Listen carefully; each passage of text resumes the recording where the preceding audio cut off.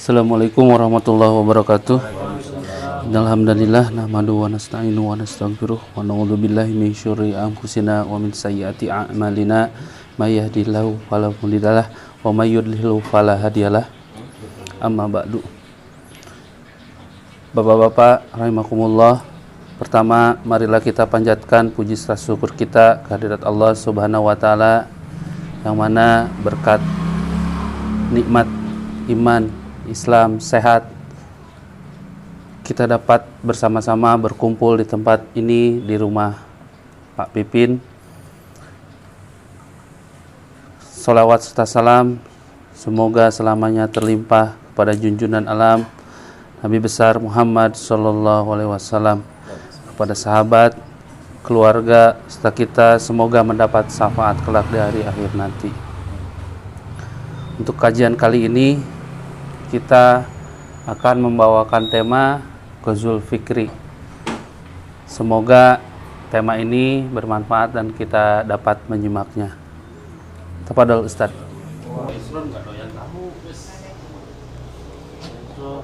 Nah ya. Bismillahirrahmanirrahim. Assalamualaikum warahmatullahi wabarakatuh. Alhamdulillahilladzi arsala rasulahu bil huda wa dinil haqq yudhhirahu 'alad dini kullihi wa kafaa billahi syahida. Asyhadu an la ilaha illallah wahdahu la syarikalah wa asyhadu anna Muhammadan abduhu wa rasuluh. Allahumma shalli ala sayyidina Muhammad wa ala alihi wa ashabihi wa man tabi'ahum bi ihsanin ila yaumiddin. Amma ba'du. Ayyuhal ikhwatul kiram, bapak-bapak, alhamdulillah ya, malam ini kita hadir di sini adalah merangka kajian bulanan ya, insyaallah ini adalah cara kita ya untuk salah satunya untuk meraih ilmu-ilmu agama yang dalam agama kita memang hukumnya wajib ya. Jadi tolabul ilmi faridatun ala kulli muslim. Bahasanya mencari ilmu, menuntut ilmu itu hukumnya wajib bagi setiap muslim. Nah, lalu yang kedua tentu ini adalah salah satu bentuk ibadah kita kepada Allah Subhanahu wa taala. Walaupun sambil minum, sambil ngopi, sambil ngerokok gitu ya. Itu ibadah, Pak. Maksudnya bukan ngerokoknya yang ibadah, bukan. Tapi maksudnya ngajinya. Ya, walaupun bisa sambil dengan minum, makan ya. Ya, tapi itu adalah bagian dari ibadah ya. Kenapa? Ya tadi ya, karena menuntut ilmu. Jadi bagian ketaatan kepada Allah Subhanahu wa taala merupakan bagian atau bentuk dari ketaatan kepada Allah Subhanahu wa taala. Jadi mungkin enak banget ya. Sambil ngobrol-ngobrol gitu ya, sambil ngopi gitu ya. Juga ada nilai ibadah di sana. Iwan fillah rahimakumullah. Yang kedua ya, sudah sebagaimana disampaikan oleh Pak Yoga ya. Saya dikasih tema nih ceritanya. Kasih tema Ghazwul Fikri gitu ya. Wah. Saya bilang ini tema dari Pak Yoga nih serem amat nih. Ada kata-kata perangnya soalnya. Ghazwah ya. Ghazwul Fikri ya. Jadi perang pemikiran. Wah. Agak serem-serem gimana ini ya. Idealis. Tapi memang temanya tema menarik. Kenapa? Karena memang manusia itu kan pertama tindak tanduknya, perilakunya itu bergantung dari pemikirannya. Jadi kalau perang pemikiran, ya, temanya kan perang pemikiran. Yang pertama harus kita pahami itu apa? Tindak tanduk manusia atau perilaku manusia itu bergantung pada pemikirannya. Ya, misalnya seseorang, kenapa dia mau sholat? Kenapa dia mau puasa? Karena ada pemikiran yang diyakininya. Apa pemikiran yang diyakini dia?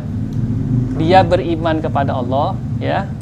Ada pemikiran bahwasanya Allah itu adalah pencipta alam semesta ini dan dia harus menyembahnya, dan itu dia yakini. Ketika itu dia yakini, maka tentu konsekuensinya, ya, lanjutannya itu dia melaksanakan ibadah kepada Allah Subhanahu wa taala. Ya. Jadi kalau kita bicara pemikiran itu yang mempengaruhi ya tindak tanduk atau perilaku manusia. Ya. Contoh misalnya lagi ya, kenapa ada orang yang istilahnya mau mengeluarkan hartanya untuk berangkat haji. Nah, itu kan kalau dihitung-hitung kan agak rugi juga ya. Duitnya keluar, terus dia harus cuti ya mungkin ya dari kerjanya, itu pengorbanan. Kenapa ada orang yang mau seperti itu? Karena pemikiran bahwasanya itu hukumnya wajib buat dia, ya. Pemikiran bahwasanya dia menjalankan perintah Allah Subhanahu wa taala, salah satunya adalah kewajiban untuk berhaji. Walaupun itu dipandang sesuatu, kalau ukuran logik ya, itu rugi ya. Rugi di harta, rugi di tenaga, rugi di waktu. Ya. Jadi begitu ya, Iwan rahimahullah. Jadi pemikiran seseorang, pemikiran yang diyakininya, ya, pemikiran yang diyakininya itu mempengaruhi atau berdampak pada perilaku seseorang. Nah, masalahnya apa? Masalahnya adalah ada seseorang, atau sekelompok manusia yang menjadi sebuah komunitas, menjadi sebuah masyarakat yang dia memiliki pemikiran yang diyakini, dan dengan itu dia berinteraksi di tengah-tengah masyarakat. Nah, ketika pemikirannya itu homogen, satu kaum, ya, dia memiliki pemahaman yang sama, ya, nggak ada masalah. Tapi ternyata di dunia ini banyak keyakinan, banyak pemikiran yang diyakini oleh berbagai kaum atau berbagai bangsa. Nah, ketika satu bangsa dengan bangsa yang lain, dengan pemikiran mereka masing-masing, dengan apa yang mereka yakini masing-masing, satu sama lain, ya, meyakininya, dan bahkan bukan hanya meyakininya, tapi menginginkan kaum yang lain berpikiran seperti dia, atau dia menginginkan, ya, mendominasi kaum yang lain. Nah, maka yang terjadi apa? Yang terjadi itu adalah benturan peradaban, ya, istilahnya benturan peradaban. Jadi saya sebelum kesini sempat baca-baca Hatmiyatu Siraul Hadarah, benturan atau keniscayaan benturan peradaban. Nah, buku ini menarik, kenapa? Karena di buku ini dijelaskan tentang terjadinya benturan peradaban. Benturan peradaban itu terjadi pada 4 hal. Ya, di dalam kitab ini disebutkan ada 4 hal. Benturan pertama itu adalah Syira'ul Fikri, benturan atau perang atau pergolakan pemikiran. Nah, ini temanya Pak Yoga. Ya, Syira'ul Fikri itu pergolakan pemikiran. Ya, kenapa terjadi pergolakan pemikiran? Ya, karena tadi ada sekelompok kaum, ya, yang dia meyakini pemikiran tertentu, ya, lalu dia menginginkan kelompok lain berubah, kaum lain berubah sesuai dengan pemikiran. Itu yang pertama. Yang kedua, bisa jadi dia ingin mendominasi kelompok lain. Sehingga ketika dia ingin mendominasi kelompok lain, dia harus menundukkan kelompok lain itu dengan cara apa? Merubah pemikiran orang-orang yang ada di kelompok lain itu. Jadi sederhananya beginilah, Pak. Ini sederhana ya. Kita punya berseteru dengan orang lain. Ketika kita berseteru dengan orang lain, kita ingin orang lain itu tunduk sama kita, ya, atau sesuai dengan keinginan kita. Gimana caranya? Ubah pikiran dia sampai dia setuju sama kita. Ini kan begitu. Nah, inilah yang berpotensi, ya, terjadinya Syira'ul Fikri tadi, ya, terjadinya yang namanya Ghazwul Fikri, perang pemikiran, saling serang, ya, ada yang menyerang, ya, ada yang bertahan gitu, ya. Dan ini hampir terjadi, ya, di setiap masa, ya, di setiap kaum, ya, itu pasti terjadi seperti itu. Kenapa? Karena sebuah keniscayaan yang namanya pemikiran yang diyakini itu berbeda-beda. Ya, maka potensi memang terjadi pergolakan pemikiran itu tinggi. Ya, potensinya tinggi. Nah, ikhwan fillah rahimakumullah, pertanyaannya, apakah Islam itu tidak melancarkan serangan pemikiran juga. Ya. Kalau dibilang tidak, saya jawab tidak melancarkan. Tidak, Islam juga melancarkan. Kenapa? Karena itulah yang disebut dengan istilah dakwah. Dakwah itu apa? Dakwah itu menyeru orang lain, ya, agar sepemikiran dengan kita atau dia sepemikiran dengan Islam. Kan begitu. Makanya Allah Subhanahu wa taala berfirman dalam Al-Qur'an, "Ud'u ila sabili rabbika bil hikmah." Ya, serulah mereka, ya, ila sabili rabbika, ya, menuju jalan Tuhanmu bil hikmah, dengan hikmah. Nah, bedanya begitu. Kenapa, Pak, kok Islam berpandangan seperti itu?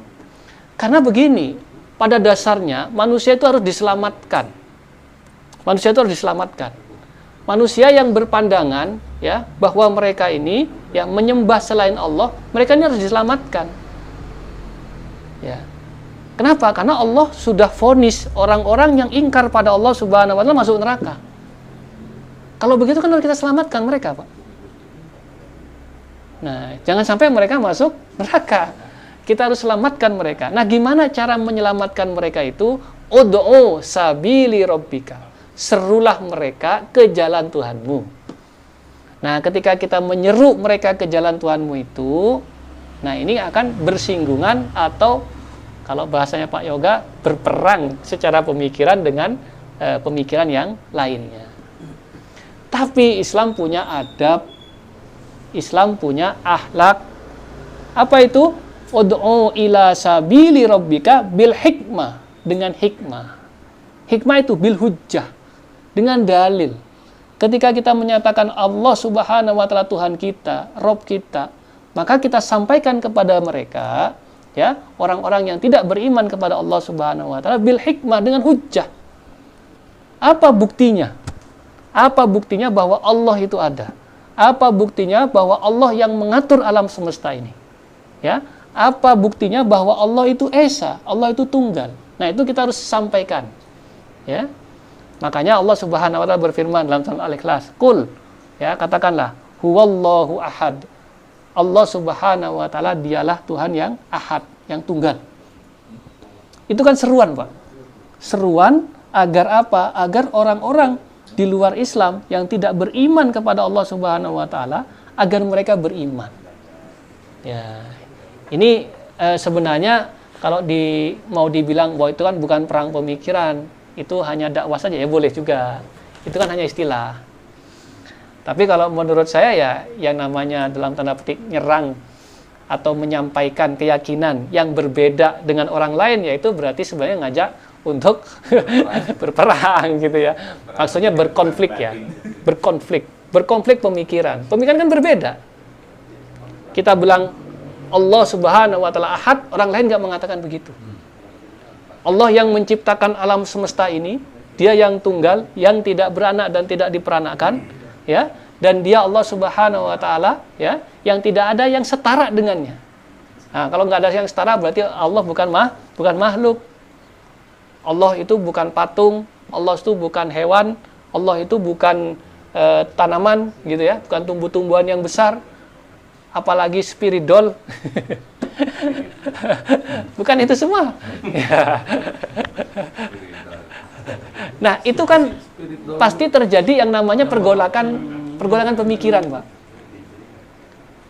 Makanya coba ya, ketika dalam tanda petik konflik itu terjadi di tengah-tengah masyarakat, pemikiran terjadi, benturan pemikiran itu terjadi, apa yang terjadi? Ikhwan fillah rahimakumullah, penolakan. Ketika dibilang spiridol ya, spiridol itu musyrik gitu, tersinggung nggak mereka, Pak? Tersinggung, pasti tersinggung. Nah, itulah yang terjadi, namanya pergolakan pemikiran sebenarnya. Ketemu antara al-haq dengan al-batil, antara yang hak dengan yang batil. Nah, begitu pula ya, kalau ini kita bicara Islamnya ya, bil hikmah wal mau'idotil hasanah. Kita ngasih nasihat. Ya, kita ngasih nasihat. Jadi level pertama itu kita ngasih hujah. Level kedua kita kasih nasihat. Kalau udah nasihat itu levelnya lebih naik lagi di ini ya, disentuh perasaannya. Ya, disentuh perasaannya. Jadi kalau yang pertama itu disentuh akalnya, Yang kedua itu disentuh perasaannya. Ya, nggak mempan juga, baru yang ketiga, wajadilhum billati hiya ahsan. Kita melakukan jidal, kita melakukan debat. Tapi tetap dibatasi oleh Allah Subhanahu wa taala. Debatnya kayak apa? Billati hiya ahsan. Nggak boleh debat kusir, tapi debat yang baik. Nggak boleh debat yang saling memaki, tapi debat yang baik. Debat yang baik itu apa? Bahkan Allah sebutkan dalam Al-Quran. Kalau lawan debat kita, kalau kita misalnya kita debat Tuhan dia, ternyata lawan debat kita itu balik mencaci Allah, kita disuruh Allah bilang jangan lakukan itu. Kenapa? Mencaci Allah itu keharuman. Apa yang kita lakukan menyebabkan orang itu melakukan keharuman gara-gara kita. Nah, itu nggak boleh juga. Makanya dari ayat ini ada ulama itu menarik ini ya, sebuah kaidah syara. Ya, kaidah syara itu adalah kaidah-kaidah yang umum yang dipakai oleh para ulama untuk menghukumi sesuatu. Apa itu kaidahnya? Al-wasilatu ilal haram haram. Ya, al-wasilatu ilal haram haram itu apa? Sarana yang menghantarkan kepada keharuman itu hukumnya juga haram. Kita minjemin pisau. Hukum asalnya apa? Boleh. Ada orang datang ke kita, pinjam pisaunya. Oh, saya mau bunuh orang. Kasih nggak Pak? Haram itu hukumnya. Kenapa? Kita menjadi wasilah. Nah, pisau itu menjadi wasilah yang menghantarkan kepada keharuman. Nah, kaidah syara ini itu oleh ulama diambil dari mana? Ya, diambil dari haramnya kita mencaci Tuhannya orang lain kalau itu menyebabkan orang lain menjadi memaki kita, memaki Tuhan kita. Ya, maka ada adabnya tadi. Lihat dulu, ini orang suka nyaci maki gak gitu ya. Kalau kita diskusi dengan orang yang suka caci maki, ya, orang yang suka caci maki, jangan mencaci Tuhan dia. Jangan. Kenapa? Karena dia bakal balik mencaci Tuhan kita. Lihat dulu. Tapi kalau orangnya baik gitu ya, dia nggak suka mencaci maki dia. Maksudnya kita udah friend nih ya, friend. Sudah apa ya, deket ya. Nah, kita ajak debat tuh. Kita ajak debat, ajak diskusi. Kenapa kamu menyembah matahari gitu ya? Orang Jepang ya. Saya contohnya orang Jepang aja dah. Soalnya ini masuk ke YouTube. Kalau Tuhannya orang sini nanti. Tuhannya saya juga itu.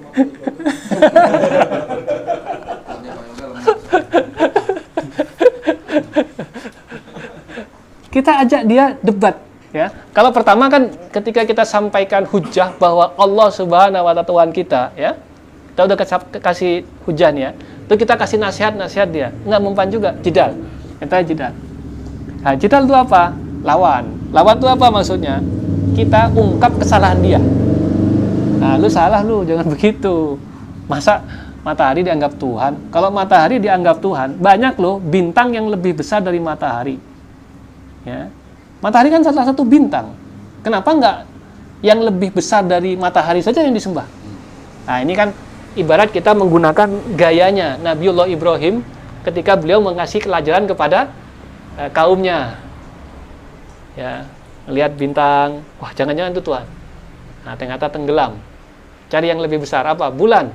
Jangan-jangan bulan. Enggak, tenggelam juga. Nah, lalu yang jangan-jangan matahari. Ya, nah itu kita bikin orang itu berpikir. Ya, itu namanya jidal. Ya, debat, ya.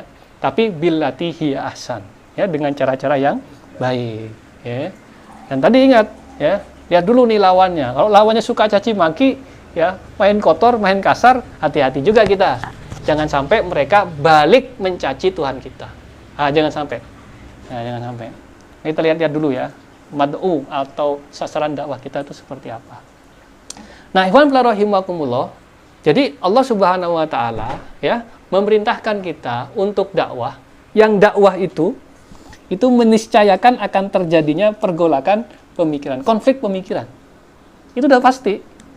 Ya, itu udah pasti. Itu terjadi konflik pemikiran. Nah, itu kalau dari sisi Islamnya. Kita punya adab, kita punya akhlak, untuk menyampaikan dakwah Islam kepada masyarakat. Nah, bahkan Rasulullah SAW itu luar biasa ya. Ada orang Baduy datang masuk masjid kencing, Pak. Orang Baduy ya. Orang Baduy, bukan orang Baduy sini ya. Wah, istilah saya orang sekitar Ruban nih, bukan Baduy ya. Arab pedalaman. Nah, Arab pedalaman. Ya. Arab pedalaman. Ada orang Arab pedalaman datang tuh. Ya, datang. Dia ternyata kencing. Nah, para sahabat marah. Di masjid loh, Pak. Ini penistaan agama nih. Penistaan agama. Tapi dia emang nggak tahu. Dia memang orang awam. Dia orang Arab Baduy. Ya, dia orang Arab pedalaman. Nah, kalau dia itu dipukul saat itu, Rasulullah katakan, bisa kebayang nggak? Itu najisnya bisa kemana-mana. Kenapa? Kan dia lari terbirit-birit. Tapi biarin kata, biarin sampai selesai. Kalau selesai, udah siram dulu, ya omonglah baik-baik. Ya, kan selesai. Ya, jadi harus dilihat nih ya, dilihat konteksnya seperti apa. Ya, dakwah Rasulullah itu seperti itu ya. Jadi ikhwan fillah rahimakumullah, ada juga ya orang yang senantiasa mencaci Rasulullah sallallahu alaihi wasallam ya, orang Yahudi ya. Tapi Rasulullah berbuat baik dengan dia luar biasa ya. Yang akhirnya beliau juga masuk Islam. Rasulullah sih nggak marah. Sahabatnya yang marah. Ya. Nah, itu bagian kalau saya bilang istilahnya itu uslub. Ya, itu uslub. Pilihan. Pilihan, Pak. Jadi itu uslub namanya. Uslub itu apa? Pilihan. Pilihan itu apa? Setiap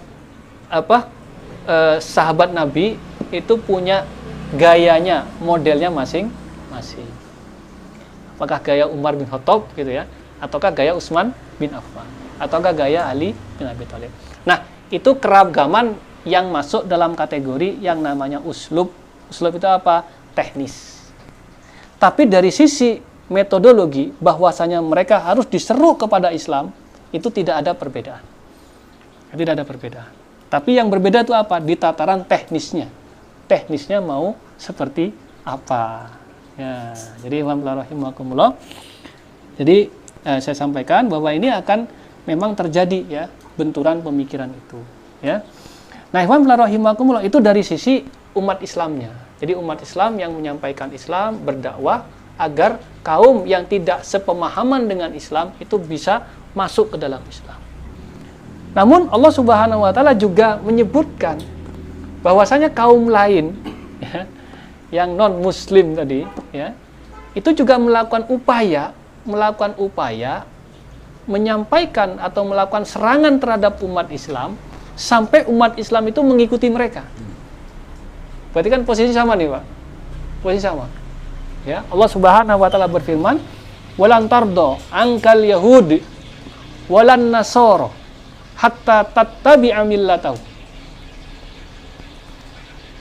Orang Yahudi dan orang-orang Nasrani itu tidak akan pernah rela. Nah, kalau walan, ada lan di situ ya. Ya, itu penafian yang sifatnya selamanya. Ya, terus-menerus. Ya, terus-menerus di masa yang akan datang. Berarti akan ada sifat seperti itu. Ya. Mereka itu tidak akan pernah rela. Sampai kapan mereka rela? Hatta tattabi'a millatahu. Sampai kaum muslimin itu mengikuti milah mereka, mengikuti jalan hidup mereka. Ya. Maka tidak heran kalau umat Islam itu ada yang ikut-ikutan akhirnya, ya, ikut-ikutan terlibat di dalam yang namanya gaya hidup mereka. Dan Rasulullah SAW, Nabi Muhammad, itu menyampaikan ada suatu masa di mana umat Islam itu bakal kalah memang. Bakal kalah. Jadi yang kalah itu justru umat Islam. Ya. Jadi Rasulullah bersabda begini, "Latarkabunna sunana mangkana qablakum shibron bi shibrin, wa dhira'an bi dhira'in." Nanti kelak, kata Rasulullah, latarkabunna sunana, ya. Umat Islam itu akan mengikuti ya, atau menjalankan jejak atau gaya hidup mangkana qablakum, orang-orang sebelum kalian. Ngikutin orang Yahudi dan orang Nasrani. Ya. Gimana mereka mengikutinya? Bertahap, pelan-pelan ternyata. Prosesnya pelan-pelan. Shibron bi shibrin, sejengkal demi sejengkal. Wadhiro'an bidhiro'in, sehasta demi sehasta. Hatta lau anna hadahum dakhala jahra dobbin la dakhaltum. Sampai sekiranya mereka itu masuk ke dalam lubang biawak, la dakhaltum, kalian juga akan mengikutinya. Berarti apa? Umat Islam kalah. Kalah karena kita ngikutin mereka. Ya kan? Bahkan kata Rasulullah, sekiranya mereka itu masuk lubang buaya kan nggak masuk akal ya. Jadi istilah mereka itu melakukan perbuatan yang nggak masuk akal, kita juga ngikut. Ya, kita juga ngikut. Ya. Misalnya Pak, kalau sekarang itu bukan masanya, tapi tanda-tandanya ada. Ya. Mereka berzina itu biasa. Kita sekarang mulai biasa. Bener, serius dia. Iya, orang ya hamil di luar nikah, solusinya tuh biasa dinikahkan. Itu adalah perkara yang biasa. Udah biasa, ya, perkara yang biasa. Bahkan beberapa survei itu menyebutkan ya, remaja ya di Indonesia ya, sampai angka ada di survei yang angkanya tuh 60% itu pernah melakukan hubungan di luar nikah. Ya. Itu kan luar biasa ya. Berarti apa yang dikatakan Rasulullah bahwa kita kaum muslimin itu suatu masa kelak akan mengikuti cara hidup ya orang-orang sebelum kalian yang coba kalau kita lihat di barat itu kan agamanya mayoritas Nasrani kan, Amerika, Eropa ya. Mereka biasa itu Pak. Ya, biasa melakukan perzinahan. Orang tua mereka juga nggak ngelarang. Paling cuma mereka disuruh pakai kondom. Itu yang terjadi. Ya. Dan kita kaum muslimin saat ini, ya umat Islam Indonesia ya, nah, ciri-cirinya ada ya bahwa kita itu dalam tanda petik ya kalah. Kenapa? Karena kita termasuk yang mengikuti gaya hidup mereka. Gaya hidup mereka. Nah, gimana gaya hidup mereka? Gimana cara masuknya? Cara masuknya seperti apa? Ya. Cara masuknya itu, ya di dalam kitab itu, di Hatmiyatu Siraul Hadara, ya salah satunya, ya pintu masuknya itu adalah dari media. Dari media. Mereka bikin film, Pak. Yang namanya film Hollywood. Kalau nggak ada begitu-begitunya bukan Hollywood. Bahkan ini Pak ya, luar biasa saya bilang gitu. Film Salahuddin Al-Ayyubi itu loh. Ada yang nonton nggak? Lah, kok film Salahuddin Al-Ayyubi ada adegan ranjangnya itu loh? Muhammad Al-Fatih juga ada kan? Ada. Ya. Makanya waktu kemarin kita nobar deh, saya bilang potong dulu. Sensor dulu. Sensor dulu. Banyak yang disensor ternyata. Dan itu kalau nggak salah hamil di luar nikah. Muhammad Al-Fatih. Makanya itu. Si ininya siapa namanya? Ya pokoknya mereka punya dia lah. media ya. Mereka punya media, dengan media yang mereka miliki ya, mereka melakukan serbuan budaya. Serbuan budaya terhadap umat Islam. Ya, sampai tadi hatta tattabi'a millatahum, sampai kita itu mengikuti jalan hidup mereka. Latarkabunna sunana man kana qablakum shibron bi shibrin wa zira'an bi zira'in. Ya, jadi kita itu diserbu ya, diserang dengan berbagai pemikiran ya. Bahasanya Pak Gospel Fikri. Kenapa kok disebut serangan pemikiran? Karena orang Pak, dia bisa berubah perilakunya karena kalau dia sudah berubah pemikiran yang dianutnya. Ya, kalau pemikirannya sudah berubah, pemikiran yang dianut sudah berubah, maka dia akan sangat mungkin dia berubah perilakunya. Nah, itulah yang dilakukan. Jadi melalui media, ya, melalui media. Media mereka punya, ya, media mereka bikin, ya. Sedangkan kaum muslimin jadi konsumen, jadi penonton ya, dan kita masuklah ke benak putra-putri kita ya, anak-anak kita, pemikiran-pemikiran yang tidak benar itu, dan mereka menjadi orang-orang yang terpengaruh ya dengan gaya hidup mereka. Lalu selain itu apa? Selain media. Ya, selain media. Selain media disebutkan di dalam kitab itu ya, disebutkan bahwasanya mereka ini ya mendukung intelektual ya, intelektual ya, dan mungkin mereka juga mendirikan NGO ya. Untuk apa? Yang bergerak di negeri-negeri kaum muslimin. Untuk apa? Mereka melontarkan pemikiran-pemikiran yang aneh. Ya, pemikiran-pemikiran yang aneh. Aneh bagi umat Islam. Tapi atas nama, jadi mereka ini juga muslim. Sebab face to face antara orang kafir dengan orang Islam. Nah, agak sulit. Kita kan tinggal tunjuk, dia kan bukan muslim, ngapain kita ikutin? Selesai. Kan gitu kan. Tapi kalau yang ngomong itu tokoh intelektual muslim, bakal banyak pengikutnya. Ya, bakal banyak pengikutnya, ya. Maka ikhwan fillah rahimakumullah, bagaimana tokoh-tokoh ini ya, intelektual ini ya bergerak di tengah-tengah kaum muslimin ya. Caranya mereka biasanya melontarkan ide-ide yang membuat umat Islam ragu-ragu terhadap ajarannya sendiri.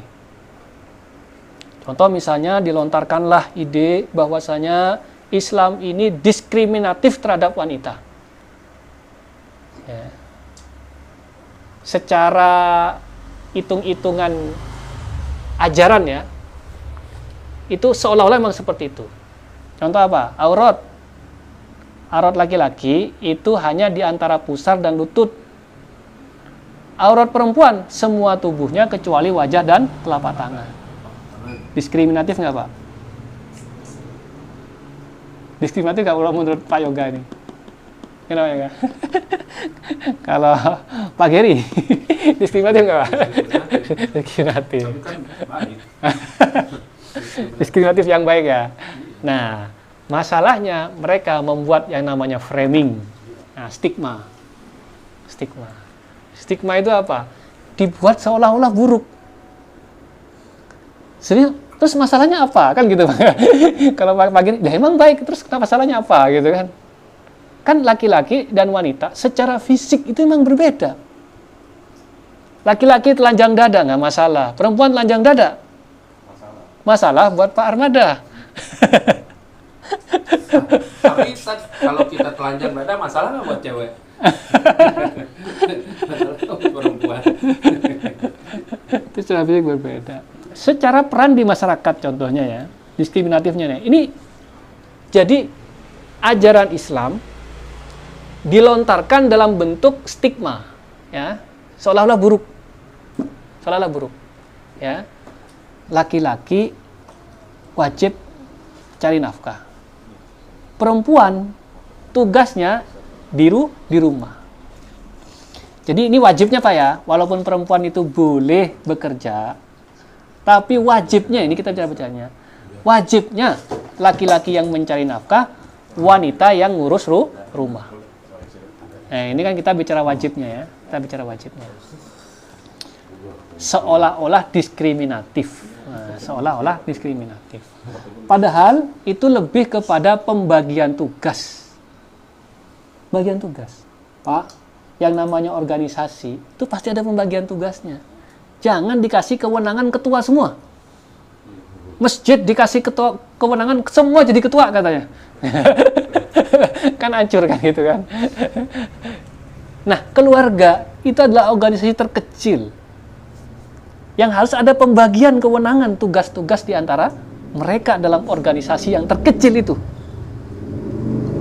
Jadi kalau Islam ya menetapkan pembagian tugas antara laki-laki dan wanita di dalam sebuah rumah tangga untuk menuju sebuah kehidupan antara suami dan istri itu yang bisa dibilang ya tujuannya adalah untuk mendapatkan keturunan dan membina atau mendidik keturunan itu sampai dia dewasa, maka itu adalah hal yang wajar. itu adalah hal yang biasa dan bahkan dalam pandangan kita itulah yang seharusnya yang benar. Jangan sampai seperti di Eropa, pada nggak mau punya anak perempuan-perempuan. Apa yang terjadi? Pertumbuhannya negatif, pertumbuhan penduduknya. Ketika pertumbuhan penduduknya negatif, apa yang dilakukan?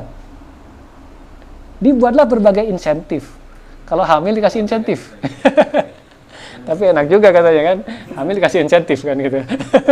Kalau kita hamil dah lu, urus sendiri. Nah, ikhwan fillah rahimakumullah, itu yang namanya hukum-hukum Islam itu memang mungkin seolah-olah diskriminatif, tapi bukan dalam bentuk yang negatif. Ya, tapi itu diserangkan kepada umat Islam seolah-olah negatif untuk apa? Tujuannya taskik. Taskik itu apa? Membuat umat Islam ini ragu-ragu dengan ajaran agamanya sendiri. Apalagi yang paling serang? Poligami. Poligami itu paling banyak diserang itu. Ya, paling banyak diserang. Taskik sebenarnya. Taskik itu apa? Dibuat umat Islam itu ragu-ragu dengan ajaran agamanya sendiri.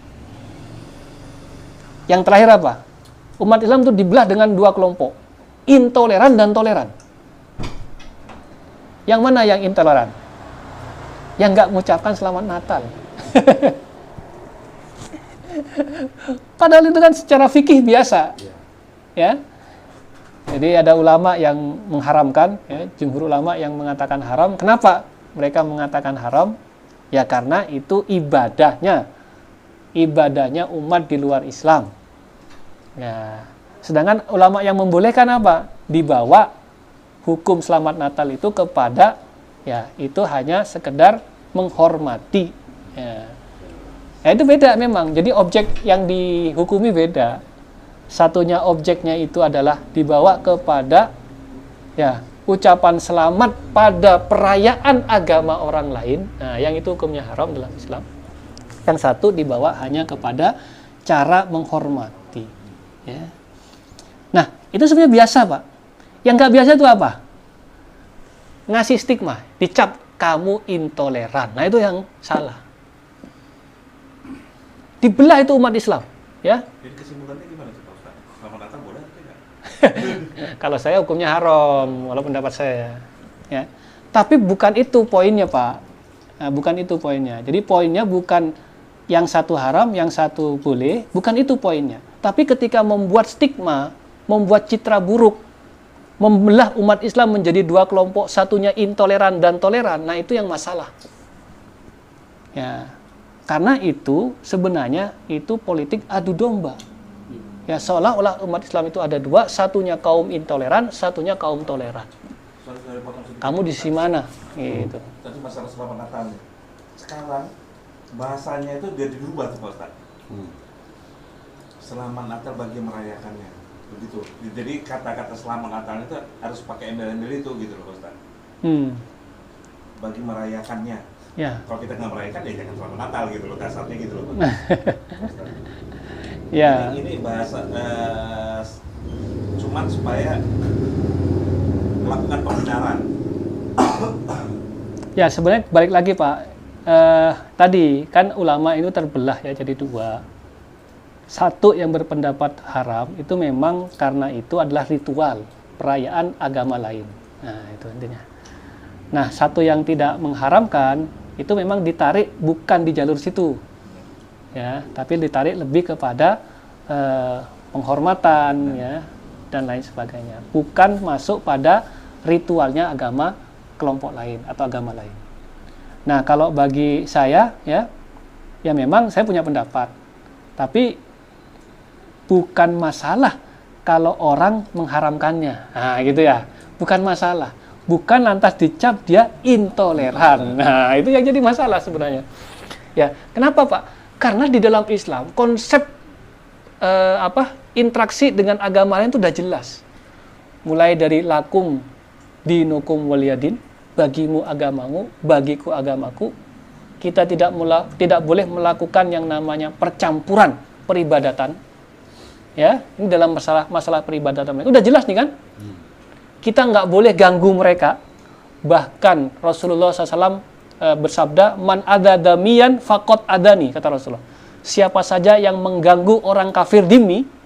Orang kafir dhimmi adalah orang kafir yang tidak melakukan permusuhan terhadap umat Islam. Jadi tidak memerangi umat Islam. Kan kafir harbi sama kafir dhimmi. Kafir harbi ini kafir yang memerangi umat Islam. Bahasa begini. Ada lagi orang kafir yang dia mau hidup berdampingan dengan umat Islam, enggak mau berperang. Kata Rasulullah apa? Man adza damian faqad adani.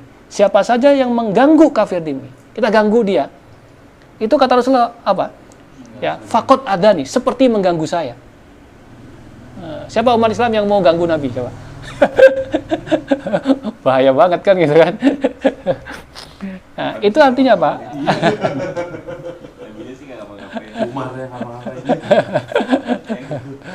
Artinya apa?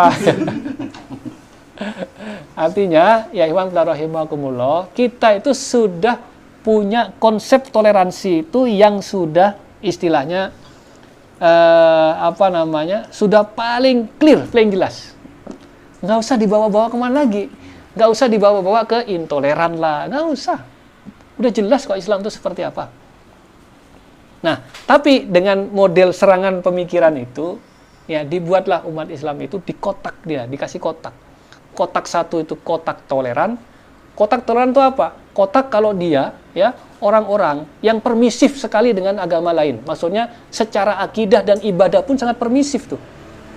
Ya, mungkin dia melakukan percampuran dalam hal peribadatan. Saya yakin orang Nasrani itu juga diajak sholat sama kita nggak akan mau dia. Ayo ikut Idul Fitri gitu, sholat Id. Mau nggak kira-kira dia? Risih kan? Gue juga nggak tahu cara ibadahnya seperti apa kan gitu kan. Nggak mau, kenapa? Karena itu ibadah yang nggak boleh kecampur memang. Nggak boleh kecampur. Ya udahlah, masing-masing kan gitu kan. Saya nggak kebayang gitu ya. Kalau misalnya sholawatan saat kebaktian di gereja gitu. Mereka keganggu nggak tuh?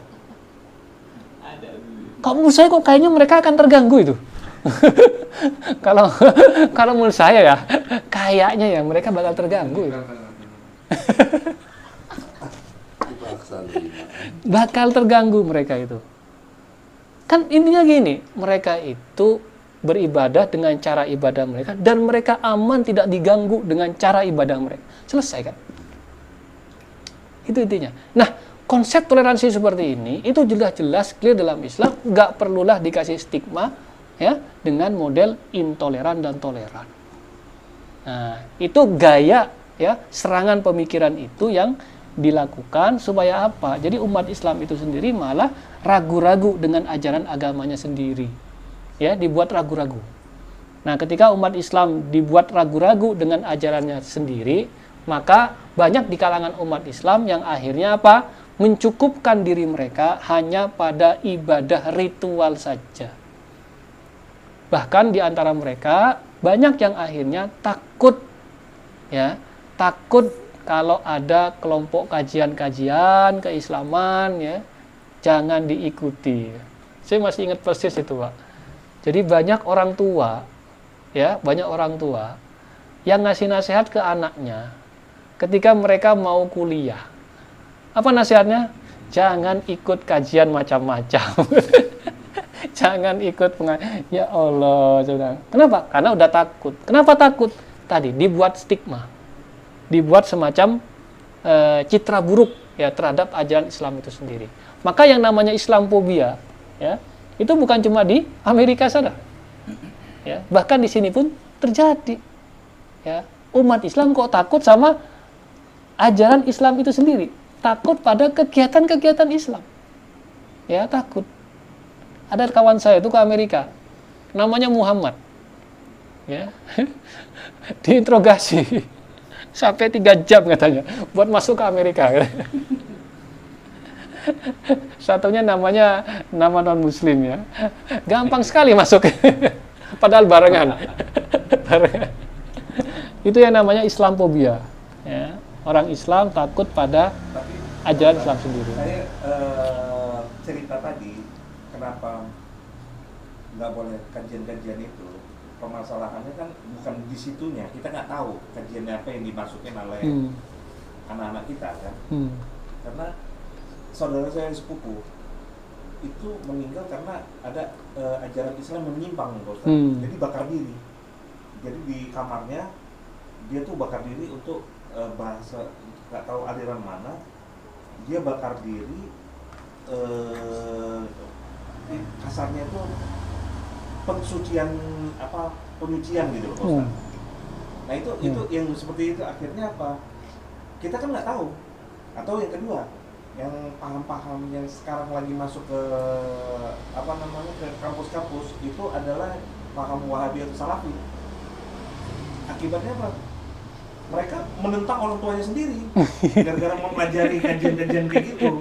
Akhirnya daripada ini jangan ikut macam-macam kajian gitu. Karena orang tuanya nggak tahu, Pak Ustaz. Ya kan, karena ada yang dulu kita baguslah anak kita ikut kajian-kajian berarti sudah benar kayak gitu.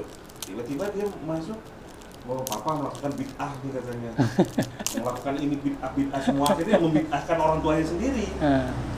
Itu yang dia khawatirkan. Ini yang paling benar adalah gurunya dia nggak akan pernah mau dengar orang tuanya.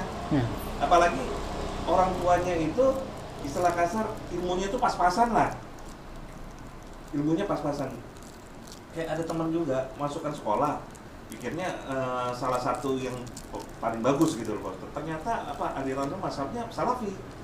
Selesai bermasalah, akhirnya mau ngeluarin juga duitnya sudah masuk banyak katanya.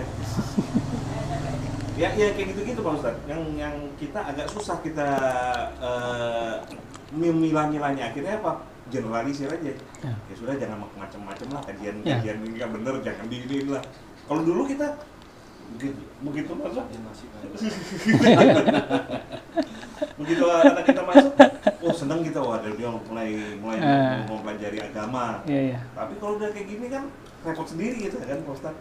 Ya, sebenarnya yang tadi saya sampaikan itu lebih kepada bagaimana orang tuanya itu tadi memberikan pemahaman kriteria-kriteria tentang kajian-kajian Islam itu. Tapi kalau memvonis bahwa mengeneralisasi seluruh kajian Islam itu jangan macam-macam, nah itu salah. Ya, itu yang tadi saya maksud. Jadi memang akhirnya begitu, Pak. Jadi generalisir. Makanya saya tanya kan, saya ajak ke masjid dia ya. Ayo di masjid ada kajian gitu ya. Bilang, Mas, ini pesan ibu saya. Apa? Jangan ikut kajian-kajian gitu. Saya bilang, padahal di masjid ya. Di masjid maksudnya ya masjid kampus juga kan. Jadi akhirnya berlebihan ya, berlebihan. Saya Pak Ustadz, ini cuman beda sedikit aja nih.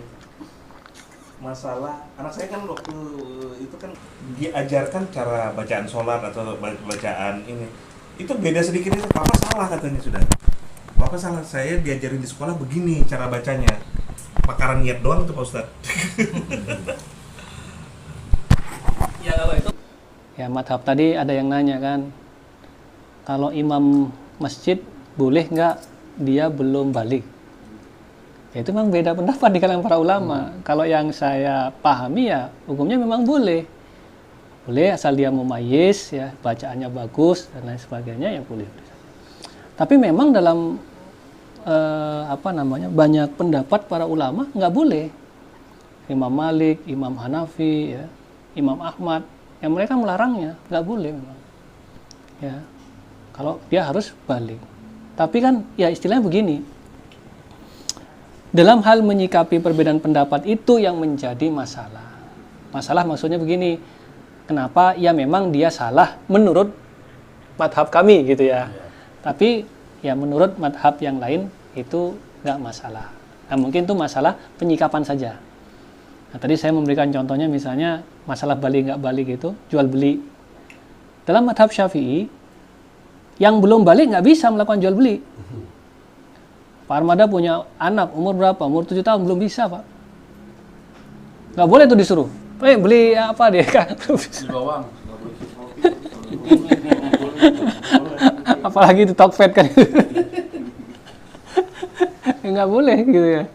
Nah kenapa? Ya itulah madhabnya beliau kan gitu kan. Madhabnya Imam Syafi'i kan. Tapi kalau pendapat imam yang lain, 3 yang lain, yang penting mumayyiz. Ini baik nih. Kalau belanja ini, buruk nih, nggak boleh nih. Nah, gitu.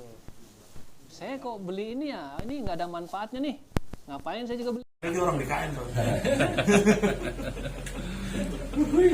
Tapi memang menurut saya gini Pak ya, kalau masalah ilmiah itu, memang kita harus kayak dibiasakan beda pendapat itu. Biasa aja kan gitu. Tapi kalau udah kita terbiasa beda pendapat, ya, dalam masalah yang memang memungkinkan untuk terjadi perbedaan, ya, akhirnya apa ya, saling paham aja, biasa aja. Oh yang ini boleh ya, nggak apa-apa gitu. Nah, itu juga boleh juga ya. Tapi memang kalau dalam hal-hal yang sifatnya prinsip, ya memang nggak boleh. Jadi Islamophobia tadi, ya, balik ke Islamophobia, memang Islamophobia itu ada, ya. Salah satunya karena memang terjadi perang pemikiran di antara ada ila sabili rabbika, seluruh mereka kepada jalan Tuhanmu. Jadi nggak perlu kita mengatakan begini, udahlah, umat Islam itu hanya khusus internal umat Islam saja. Nah, nggak boleh. Ya, kenapa? Karena tentu ada seruan juga buat selain umat Islam. Tapi ada adabnya. Gimana adabnya? Bil hikmah, dengan hujah, bukan caci maki. Bukan caci maki. Ya, wa mau'idotil hasanah, dengan mau'idoh, dengan nasihat-nasihat yang baik. Ya, wajadilhum, kalaupun kita berdebat, ya, levelnya sudah masuk ke dalam perdebatan, ya, wajadilhum billati hiya ahsan, berdebat dengan cara yang ahsan, dengan cara baik. Dan tadi saya sampaikan contohnya, kita lihat lagi audiennya nih, mad'unya. Kalau mad'unya itu suka caci maki, janganlah kita mencaci Tuhannya, ya, menghina Tuhannya, karena itu akan berbalik mencaci Tuhan kita, dan itu hukumnya haram. Ya, baik, kira-kira ya seperti itu ya gambaran umumnya dulu ya sebenarnya. Ya, yang ditujukan kepada umat Islam sehingga umat Islam bisa waspada. Jangan sampai kita masuk ke dalam perangkapnya dia. Jangan sampai kita mengikuti cara hidup, ya, orang-orang selain Islam. Kita dengan cara apa? Dengan cara serangan pemikiran, itu salah satunya. Cara berpakaian umat Islam bisa diserang, ya, kita umat Islam itu. Umat Islam tadi ya saya contohkan, jangan diskriminatif. Nah, bahaya ya kalau diskriminatif katanya. Padahal diskriminatif yang disebutkan itu dalam pola yang negatif, ya, yang diserangkan kepada umat Islam. Padahal ya memang begitu ajaran Islam, dan itu bukan bentuk kesalahan dari ajaran Islam sendiri, bukan. Ya, justru itulah kekuatan dari umat Islam, kekuatan dari ajaran Islam dari Allah Subhanahu wa taala yang Maha Tahu. Allah Maha Tahu tentang manusia. Ketika Allah perintahkan cara berpakaian seperti itu, ya karena Allah Maha Tahu tentang manusia. Ya. Nah, kalau ada diskriminasi, ya sekarang begini sederhananya, ya, contohnya ya, perempuan kan ada karakter, ada tabiat dia melahirkan. Pasti ada hukum-hukum terkait dengan melahirkan dong. Dia ada haid, pasti ada hukum-hukum tentang haid. Dia ada wanita ketika dia menyusui repot, Pak. Kalau misalnya nih ya, dua-duanya sama-sama wajib kerja ya. Laki-laki wajib kerja, nyusuin anaknya suruh kerja pula kan gitu kan, kasihan juga. Justru Islam Muhammad SAW zaman jahiliyah sebelumnya, ya, dulu Pak, ya, dulu zaman jahiliyah laki-laki satu menikah lebih dari 4, 10, 20 itu biasa. Datang Islam dibatasi cuma 4. Maka banyak di kalangan sahabat waktu itu, ya, apa yang terjadi ketika ada masna wa sulasa wa ruba, fankihu ma tobalakum minan nisa, masna wa sulasa wa ruba. Apakah ini bermakna akan terjadi kawin massal di antara umat Islam saat itu? Tidak. Justru terjadi apa? Cerai massal. Jadi ketika ayat poligami turun, ya, ayat massal Dari 12 jadi 4 gitu. Cerai semua sama mereka. Kebalikan ya gitu ya. Ya, jadi rahimakumullah, jadi itu ya, itu namanya stigma ya, pencitra burukan Islam ya. Sehingga ketika pencitra burukan Islam itu terjadi, kaum muslim ragu-ragu terhadap itu terjadi, terutama yang model monsterisasi ya, sangarisasi ya mungkin, maksudnya kayak sangar banget gitu ya. Nah itu jadinya apa? Orang takut pada ajaran Islam itu sendiri. Yang mungkin kita lanjut dengan tanya jawab, silakan kalau ada yang mau bertanya terkait dengan materi tadi.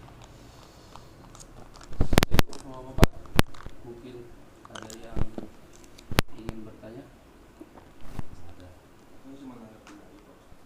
Diskriminatif itu ya pasti namanya hukum pasti ada diskriminatif, entah di agama maupun di kehidupan sehari-hari. Ya orang bilang bahwa Yesus diskriminatif.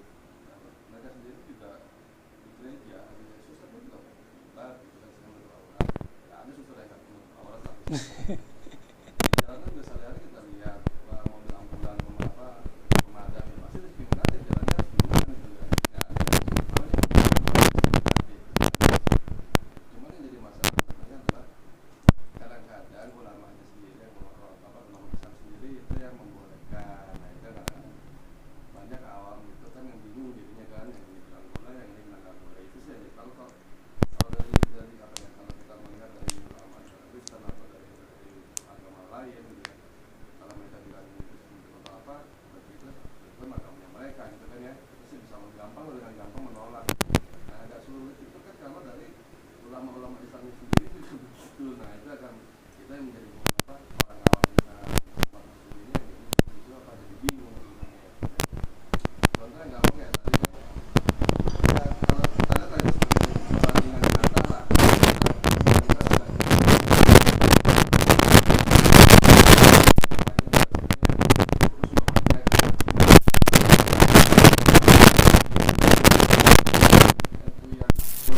sedang struktural itu kan level-level itu level-level menengah bawah lah gitu. Dan yang saya sayang itu kenapa ya dulu ulama itu nggak ngomong kayak seperti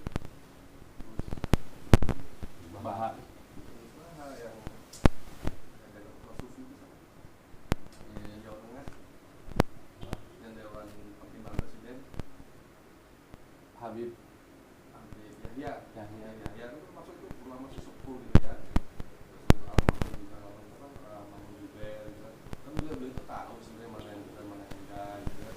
Tapi mereka justru banyak pada diam gitu. Ya dulu dengan zamannya sebelum awal-awal dipimpin oleh siapa itu menjadi bidang poli gitu kan. Itu kan keras juga kan ya. Tapi kalau dari yang biasa kalau dari yang gil atau yang dari agama lain ngomong tentang menolaknya.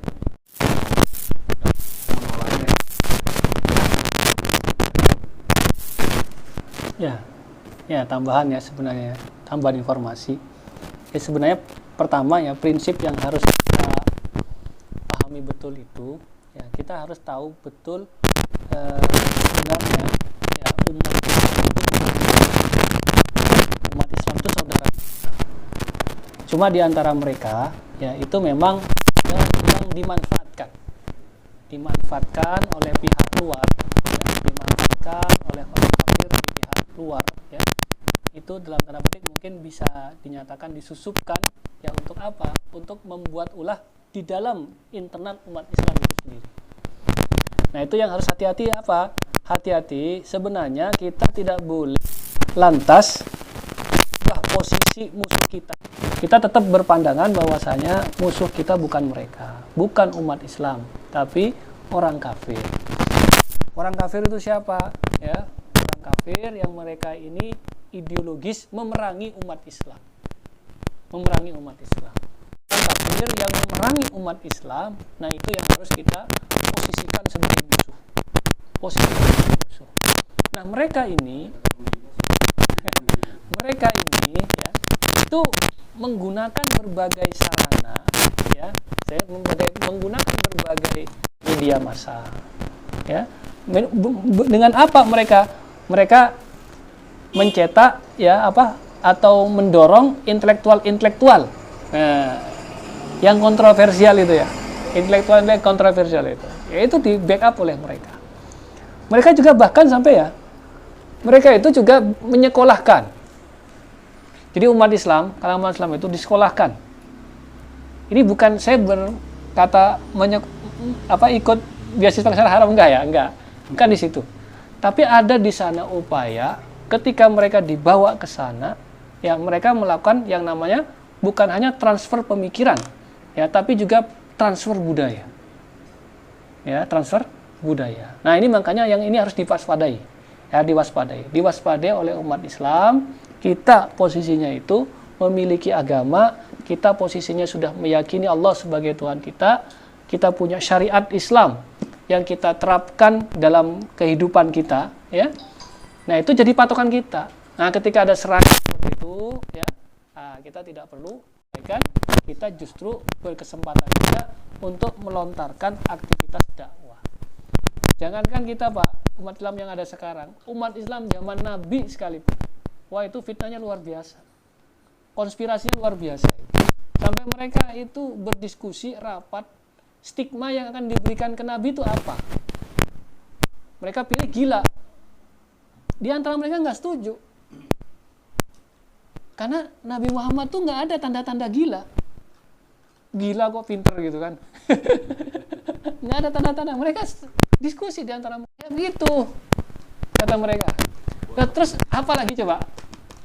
Apa yang bisa dialamatkan kepada Nabi Muhammad saat itu? Nggak punya mereka. Wong awalnya mereka menobatkan Rasulullah sebagai Al-Amin.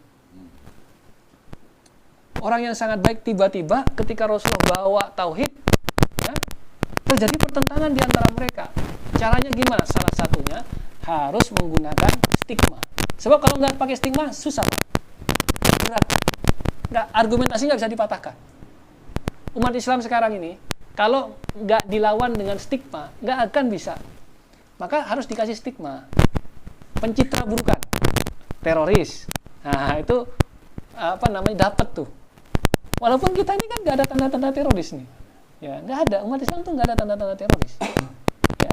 Kalaupun ada yang melakukan cara yang ya istilahnya bagi kita itu terlarang, ya, nggak boleh kan kita melakukan itu, menggunakan cara-cara kekerasan, itu jumlahnya kecil dan kekuatannya juga nggak seberapa. Ya, maka saya menarik itu yang disampaikan oleh Prof. Sabil itu di YouTube ya. Sering dia sampaikan itu. Dia membuat permisalan apa? Mari kita hitung kekerasan yang diakibatkan oleh orang Islam dengan kekerasan yang diakibatkan oleh orang non-Muslim. Insya Allah itu datanya bagus banget beliau itu. Permasalahkan. Ya. Jadi kalau istilahnya, misalnya ya kejadian 911 itu, ya 911 itu memang benar orang Islam yang melakukannya. Ya, kita kan nggak tahu, Pak. Ya. Seandainya benar, 3.000 yang meninggal kan? Iya. Sekarang di Irak berapa yang hilang? Yang mati? Di Afghanistan coba. Berapa yang meninggal? Afghanistan tuh 20 tahun loh dijajah. Irak berapa kan gitu kan? Jauh lebih besar dibandingkan dengan apa yang dilakukan. Walaupun kita tetap ya, itu perbuatan yang tidak sama sekali berasal dari Islam. Ya, tidak berasal dari Islam. Ya. Ya, kenapa saya sampaikan tidak berasal dari Islam? Dan tidak pernah dilakukan oleh Nabi Muhammad SAW.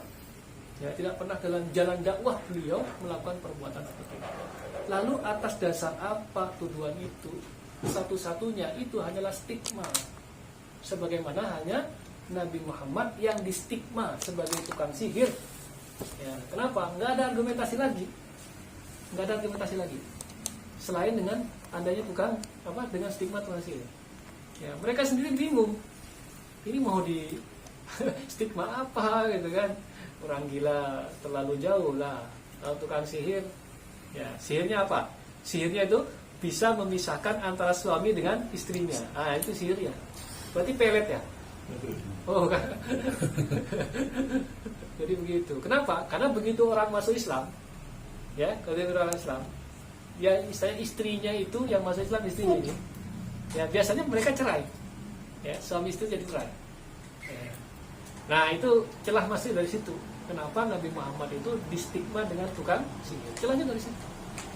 Ya, celahnya karena bisa memisah antara suami dengan istri. Nah, jangan-jangan ini pelet.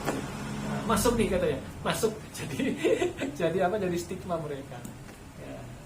Nah tentu itu ya harus kita jelaskan ya, kita jelaskan Jadi tugas kita semua untuk menjelaskan hukum-hukum Islam, aturan Islam itu sebagaimana adanya. Kita tidak perlu yang namanya defensif apologetik. Jadi defensif apologetik itu apa? Membela tapi merubah hukum Islam. Enggak kok, hukum Islam enggak begitu kok gitu. Padahal memang begitu. Iya. Kan gitu. Contoh tadi ya, pakaian. Ya, emang hukum Islam begitu. Kita enggak enggak kok. Islam tuh enggak begitu kok gitu ya. Ketika yang diwajibkan bekerja itu laki-laki, ya ini biasanya feminis yang nyerang ya. Orang-orang feminis ya.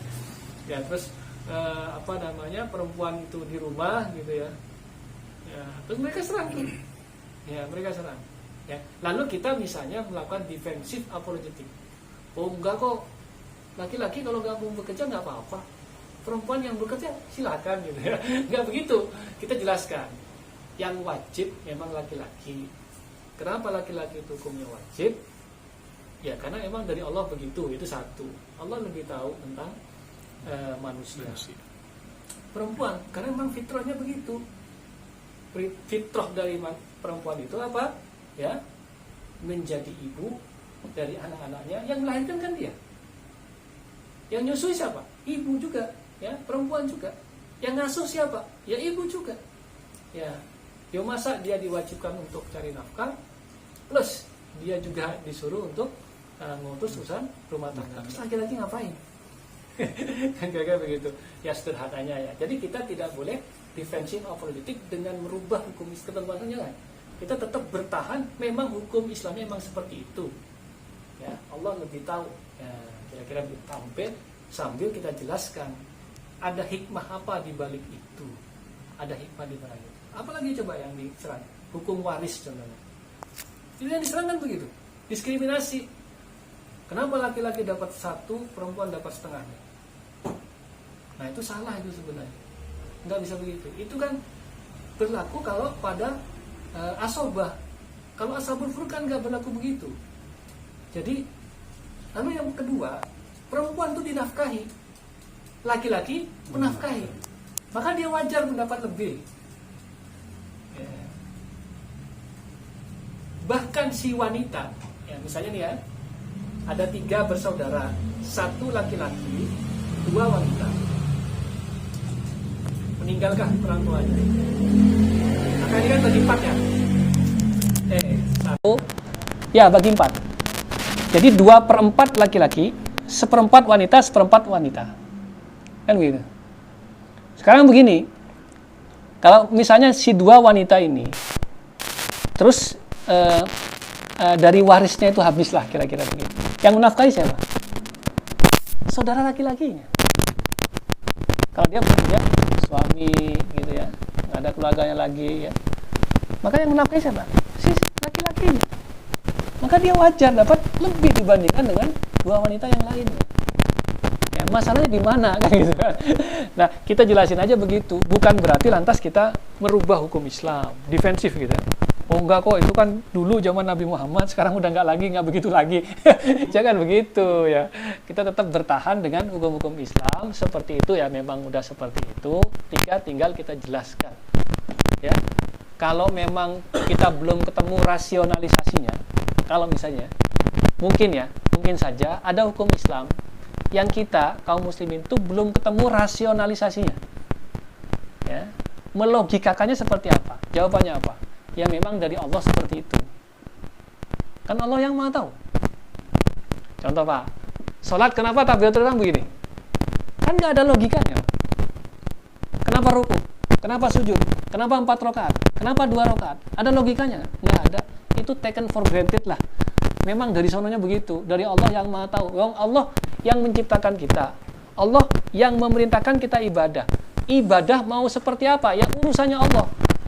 Kita ikut saja, nggak perlu dilogikakan, ya nggak perlu.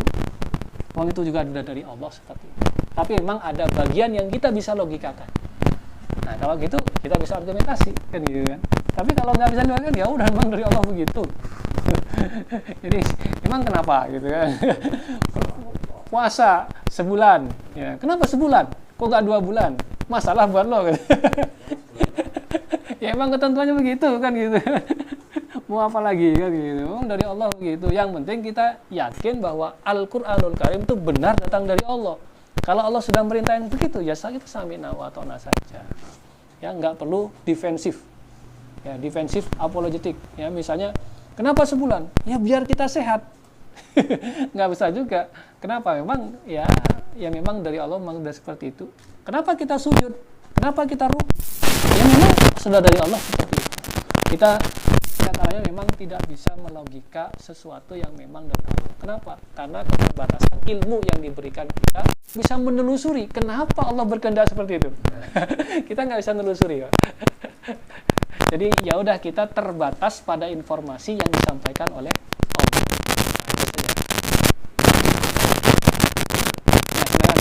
Mungkinkah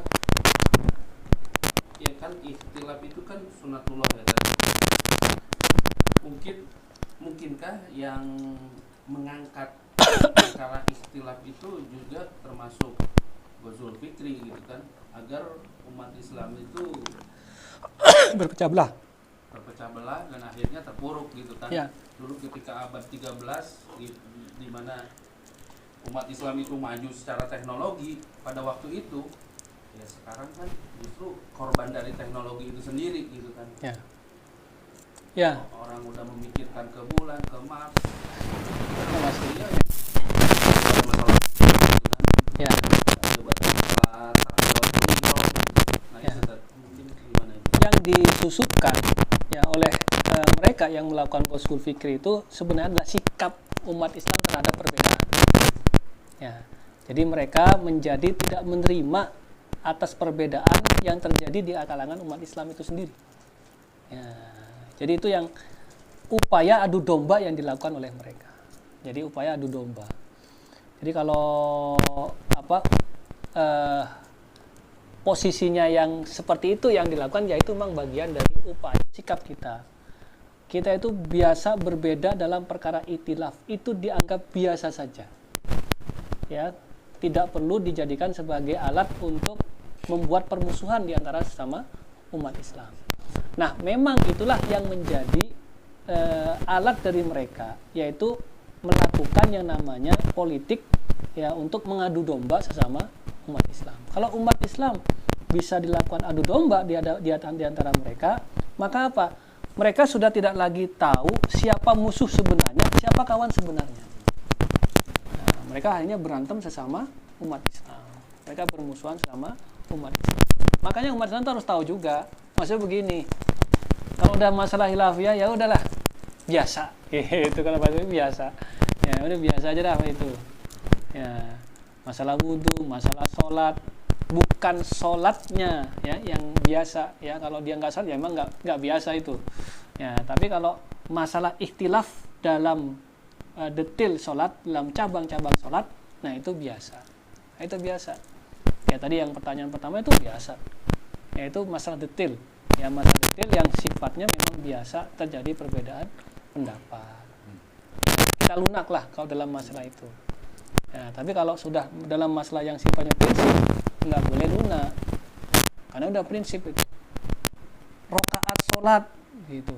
Nah itu sudah masuk ke perkara yang sifatnya sudah pasti dalam Islam, tapi dia obrak-abrik.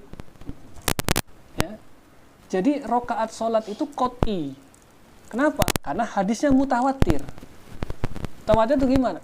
Umat Islam sejak zaman Nabi itu sholatnya begitu, dan namanya sholat mereka kan berjamaah.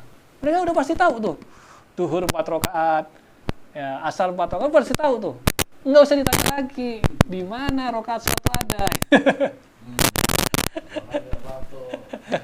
Kenapa 5 waktu? Iya, ada yang begitu. Itu mancing namanya tuh. Mancing, perkara yang udah jelas Islam, ya. Perkara yang udah jelas Islam. Nggak usah dipancing-pancing lah umat Islam. Ya, kita tahu kita mau lapor ke sana juga nggak bakalan ditindaklanjuti. Kita tinggal balik dengan cara apa? Ud'u ila sabili rabbika bil hikmah. Kita berargumentasi, adu argumentasi. Kita patahkan logika yang mereka miliki, ya. Logikanya nggak begitu. Kayak kemarin kan begitu. Tuhan itu nggak perlu dibela karena udah kuat. Ya, ya memang apa namanya? Saya makanya pakai logika begini. Kalau begitu Tuhan nggak perlu disembah karena Tuhan nggak butuh untuk disembah. Kalau logikanya seperti itu. Ya, tapi kenapa manusia menyembah Tuhan? Kenapa menyembah Allah? Dan Allah perintahkan manusia untuk menyembah Allah. Allah perintahkan untuk menolong agama Allah. Kenapa? Karena itu adalah ujian buat manusia. Siapa yang beriman dan siapa yang tidak beriman. Siapa yang taat dan siapa yang tidak taat. Ya, sebab logikanya bahaya juga kalau begitu. Ada seorang guru ngasih ujian ke muridnya. Muridnya ngomong, itu guru sudah tahu jawabannya, ngapain dia juga ngasih soal kepada kita gitu. Kan kacau kalau logikanya kayak begitu. Ya nggak begitu juga logikanya kan gitu. Nah ini tadi memang terjadi ya pergolakan pemikirannya. Nah kita diskusi gimana caranya. Ud'u ila sabili rabbik. Ya, kita seru mereka ke jalan Tuhan kita bil hikmah, dengan hujjah, dengan argumentasi yang tepat, dengan bukti, gitu ya. Sehingga mereka tidak ada lagi hujjah, tidak lagi bukti kecuali dia mengikuti jalan yang lurus, jalan yang benar yang telah ditetapkan oleh Allah Subhanahu wa taala. Itulah yang ditempuh oleh Rasul. Diskusi debat memang kalau sudah diskusi debat sudah nggak dapat, nah itu orang-orang kafir saat itu pakai kekerasan. Itu yang dilakukan orang kafir kepada Rasulullah. Kalau mereka sudah nggak bisa berargumentasi, yang bisa lakukan apa? Boykot. 3 tahun Rasulullah diboykot. Ya, itu yang dilakukan kepada Nabi. Kalau mereka sudah nggak bisa berargumentasi, bahkan orang-orang lemah di antara Nabi, ya di antara sahabat Nabi ada yang dibunuh. Ya, keluarga Yasir dibunuh. Coba, kenapa? Karena mereka hanya mengatakan Tuhan itu Allah. Ya, mereka berargumentasi dan orang kafir nggak punya argumentasi. Ya, mereka pakai stigma, mereka pakai bahkan kekerasan. Kalau sekarang gimana? Ya, umat Islam itu ya gimana caranya? Akhirnya dilakukan namanya stigma terhadap umat Islam. Kalau nggak mempan juga, ya ada di antara upaya yang dilakukan orang kafir menggunakan kekerasan, cara militer. Ya, cara militer. Itu yang dilakukan oleh mereka. Tapi alhamdulillah umat Islam itu tahu persis dan tidak pernah kehilangan semangat ya untuk melakukan perlawanan ya terhadap penjajahan contohnya ya di Indonesia sampai 3,5 abad ya, tapi mereka tidak pernah berhasil menguasai sepenuhnya umat Islam di Indonesia. Kenapa? Ya karena umat Islam memiliki iman ya, kalau iman udah nggak ada matinya, terus umat Islam itu melakukan perlawanan. Begitu juga sekarang, mau perang pemikiran, mau perang secara fisik, umat Islam tidak akan pernah kalah ya, dalam pengertian musnah nggak apa. Kenapa? Mereka tetap melakukan perlawanan dan pada masanya nanti insya Allah pasti umat Islam pada posisi dimenangkan kembali oleh Allah Subhanahu wa taala. Kan yang namanya kekuatan dipergilirkan memang. Ya, dipergilirkan. Kenapa kok begitu? Ya itu ujian buat umat Islam. Ya. Kalau menang terus nggak ada ujiannya dong. Nggak ada ujiannya, itu ujian buat umat Islam ya. Ya, ujian buat umat Islam agar terus istiqomah di jalan Allah Subhanahu wa taala. Kenapa orang Islam itu kok ada sakitnya gitu? Dulu Pak, 2 hari nggak turun wahyu, mereka nyinyir dibantah oleh Allah. Turunlah ayat ad-duha. Turunlah ayat ad-duha, wad-duha, demi waktu besar duha. Ya, wal laili idza saja. Ya, dan demi malam yang gelap gulita dan sunyi. Ya, ma wadda'aka rabbuka wa ma qala. Ya, ma wadda'aka, ya, tidaklah Allah Subhanahu wa taala meninggalkan engkau wahai Muhammad. Dan Allah Subhanahu juga tidak benci, tidak marah kepada engkau. Ya, jadi langsung dibantah oleh Allah Subhanahu wa taala. Nah, ini menunjukkan bahwasanya ya kalau Nabi Muhammad itu dinyinyirin kayak begitu. 2 hari ini nggak turun wahyu ini. Orang kafir nyinyir nih. Gue bikin wahyu sendiri deh gitu. Enggak. Rasul itu tidak melakukan itu. Itu menunjukkan memang Al-Quran itu datang dari Allah. Ya. Rasulullah tidak membuat atau mendatangkan ayat Al-Quran, tidak, dari Allah. Ya. Ada. Ya.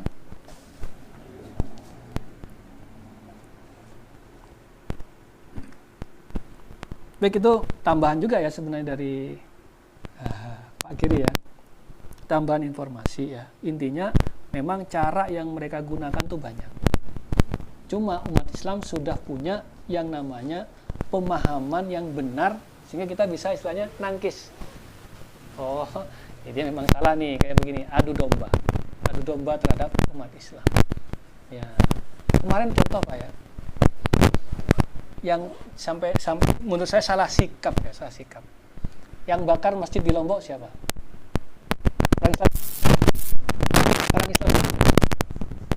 Orang Islam juga.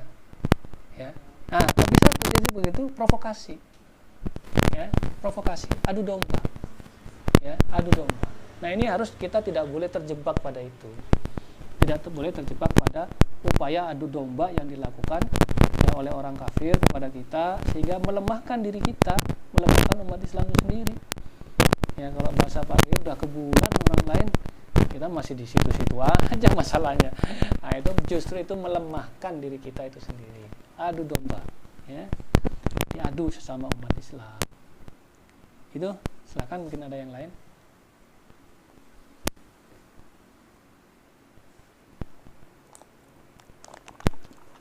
Kalau misalnya masalah perdebatan,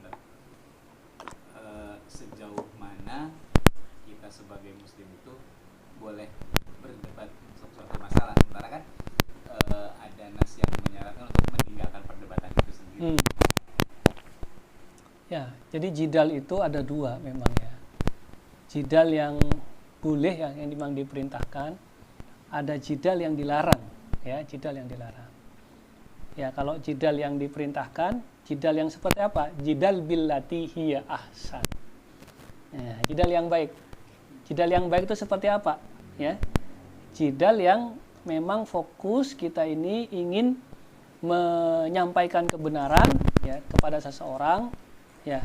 Nah, kalau orang tadi ya tetap bersikukuh dengan pendapatnya, bahkan sampai keluar kepada topik yang lain, ya, bahkan sampai kepada ya menghina Rasulullah SAW, menghina Tuhan kita, nah itu kita tinggalkan, nggak boleh. Jadi kalau jidal sudah sampai pada maki-maki, celaan-celaan, ya, itu udah nggak boleh. Tapi kalau jidal dalam pengertian ya yang dengan billati hiya ahsan tadi, ya, dengan cara-cara yang baik, ya itu boleh. Ya, jadi memang begitu, Pak. Jadi ada jidal yang memang dibolehkan, ada jidal yang dilarang. Kapan dilarang? Ya kalau jidalnya sudah bertentangan dengan hukum-hukum Islam. Kapan? Kalau sekarang nyinyir ya. Kan gini, Pak. Jidal itu kan sebenarnya begini, debat mengatakan A ini salah, B ini benar. Matematika lah. 1 tambah 1 sama dengan 2. Tapi ada yang mengatakan, 1 tambah 1 sama dengan 3. Ketika kita melakukan jidal, gimana caranya? Nah, kita contohkan nih, 1 tambah 1, 2 kan? Oh ya 2. Nah, bener kan gitu ya. Nah, ini kan kita menampakkan buktinya.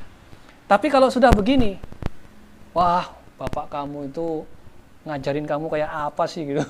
Udah masa kayak gini aja kagak tahu gitu ya. Yang dimaki bapaknya salah apa?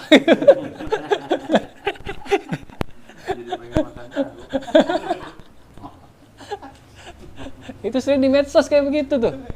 Masalahnya apa gitu ya? Mau kemana-mana gitu ya. Itu kalau seperti itu Pak Yoga tinggalkan. Udah nggak usah layani, nggak usah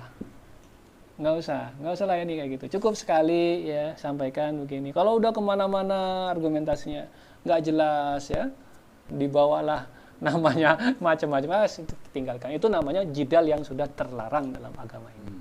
Ya, jidal yang benar itu apa? Ya sampai fokus pada pembahasannya, permasalahannya selesai. Dia mau nolak silahkan, ya tidak nerima juga silahkan, ya nggak apa-apa, nggak masalah.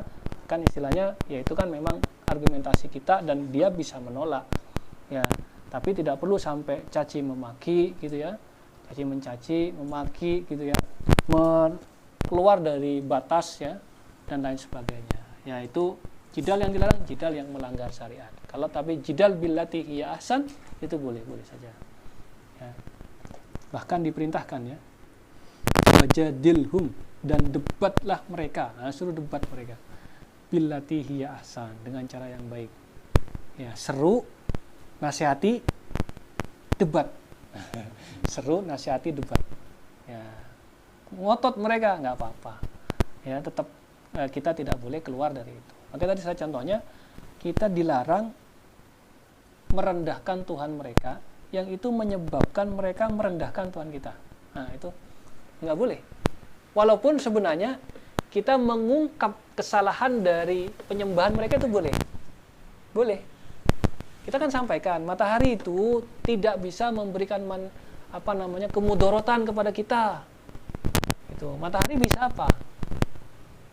Nah, itu Pak, hukumnya apa ngomong begitu? Boleh. Karena memang faktanya begitu. Matahari itu, kita bilang saya, ada yang lebih besar dari matahari loh. Bintang yang lain yang lebih besar dari matahari ada. Kenapa itu tidak disembah bintang-bintang yang lain misalnya?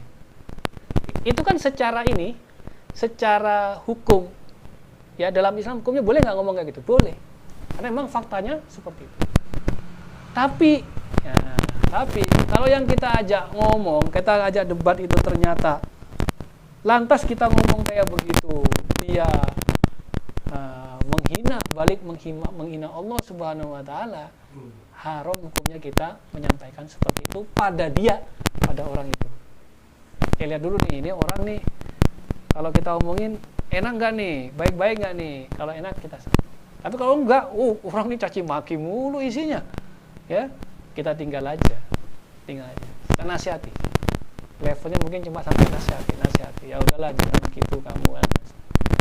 Kalau nasihat tuh sentuh perasaannya. Jadi kalau ud'u ila sabili rabbika bil hikmah, itu pakai argumentasi, pakai hujah, pakai dalil. Kalau mau idatil hasanah, itu nasihatin itu lati ya hasan, itu sudah debat. Ya, debat dengan cara yang baik. Ya, kalau debat berarti ada ini ya, ada adu argumentasi. Nah, itu kalau debat tuh adu argumentasi. Ya, sudah sampai level itu. Ya, sudah sampai pada level kita mengadu argumentasi dengan yang dia miliki. Ya. Baik, itu Pak Yoga. Satu lagi kan, Ya. bicara tentang logika tadi, kalau dalam Islam boleh tidak berfilsafat? Jadi ada dua area Pak. Area di mana manusia itu bisa berlogika karena memang objek yang kita diskusikan itu dalam indera manusia. Ya, ada yang objeknya memang bukan dalam jangkauan indera manusia. Nah, kalau itu bukan dalam jangkauan indera manusia, kita nggak boleh meraba-raba dalam perkara akidah, menduga-duga, melakukan logik ya terhadap perkara yang memang tidak ada logiknya dalam Islam. Maksudnya bukan tidak ada logiknya, itu di luar kemampuan akal nalar manusia, panca indera manusia. Ya, contohnya misalnya terkait dengan perbuatan Allah Subhanahu wa taala, ya. Summastawa alal ars, kemudian Allah istiwa di atas ars. Itu nggak bisa dilogikakan. Oh, berarti arsnya Allah itu lebih besar dari Allah dong. Wong Allah bersemayam di atas ars. Bisa gitu nggak logikanya? Nggak bisa, nggak boleh. Kenapa? Karena yang namanya arsnya Allah, wallahu alam, kita nggak tahu. Zat Allah itu juga berada di luar jangkauan akal manusia. Ah, itulah yang tadi saya sampaikan. Kalau topiknya itu nggak masuk logika manusia. Kenapa? Karena itu sudah wallahu a'lam, Allah yang lebih. Subhanalladzi asra bi 'abdihi lailam minal masjidil haram ilal masjidil aqsa. Perjalanan Nabi Isra dan Mi'raj. Ya. Nah, itu istilahnya kejadian itu, ya, kejadian yang Allah kehendaki. Kita tidak tahu detailnya, ya. Kejadian itu seperti apa. Maka nggak usah dilogikakan. Logikanya kayak apa sih? Kok bisa ya, zaman dulu, zaman onta, Rasulullah bisa itu berangkat cuma semalam. pasar minggu. Nah, itu kayak itu bisa dipercaya apa enggak, Ustaz? Apa atau kejadian di Ka'bah atau di Makkah kan, di Makkah kan banyak tuh kejadian yang memang di luar nalar, Ustaz. Cerita banyak orang yang nggak bisa melihat Ka'bah atau dia cepat ya. Ya. Jadi kejadian luar biasa yang di luar hukum sebab yang memang dari Allah seperti itu, dan Allah yang memperjalankan. Kalau mudah, tinggal kun fayakun, jadi maka jadilah. Nah, gitu. Jadi ingat nanti. Kalau kelihatan di handphone atau kamera atau CCTV kayak di masjid gitu, terus ada penampakan putih, wah ikut. Ya. Jadi yang dimaksud dengan Ya, maksudnya kita secara logika kan kelihatan nih mata memang lihat nih. Ya. Terus dia bilang, weh ada penampakan malaikat ikut sholat berjamaah. Apakah Padahal cuma pasar minggu. nah, itu kayak itu bisa dipercaya apa enggak, Ustaz?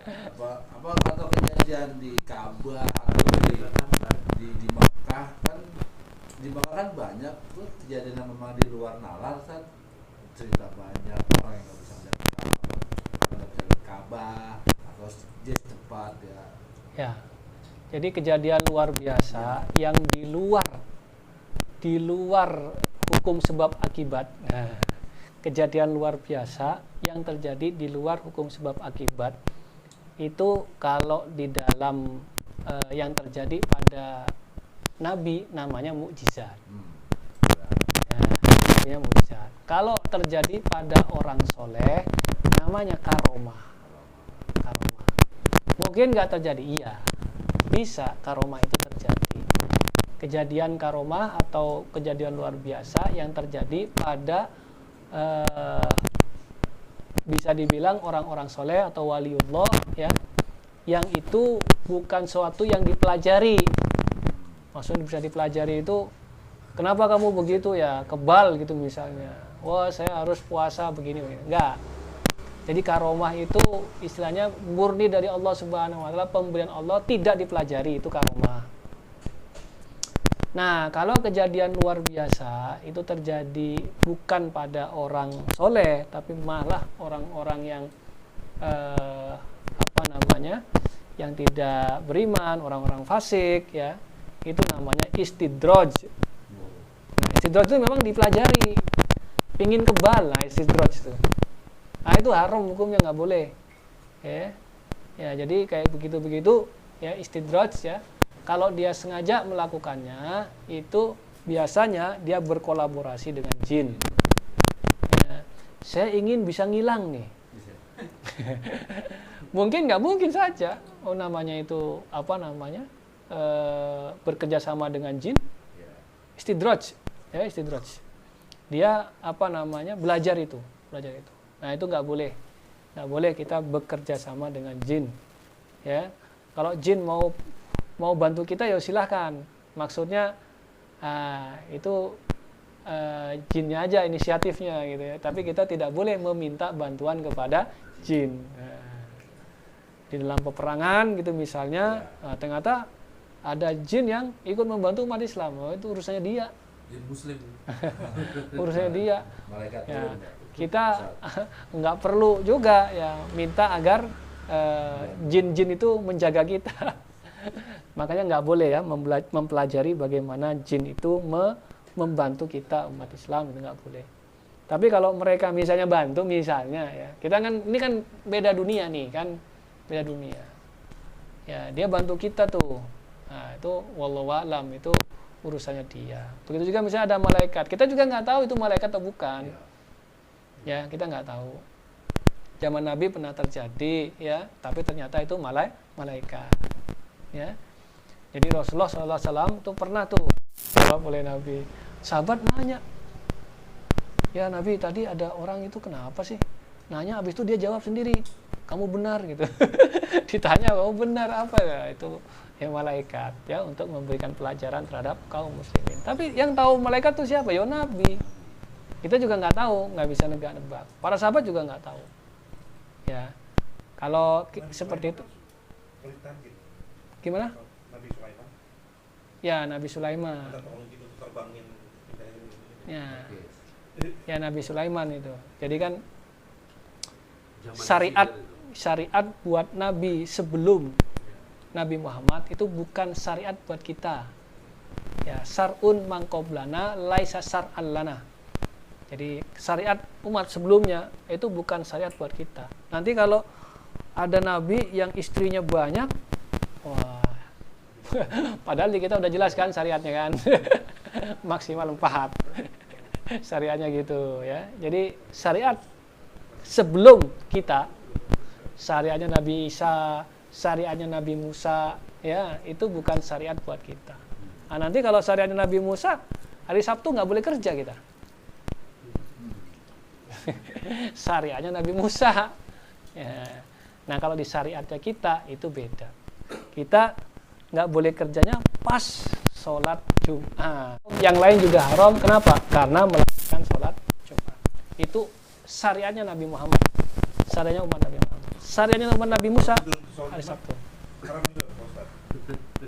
Gimana, Pak? Tidur pas khutbah. Pas khutbah. Tertidur Pak bahasa. Kalau sengaja tidur haram bukannya. Kalau sengaja tidur bawa bantal.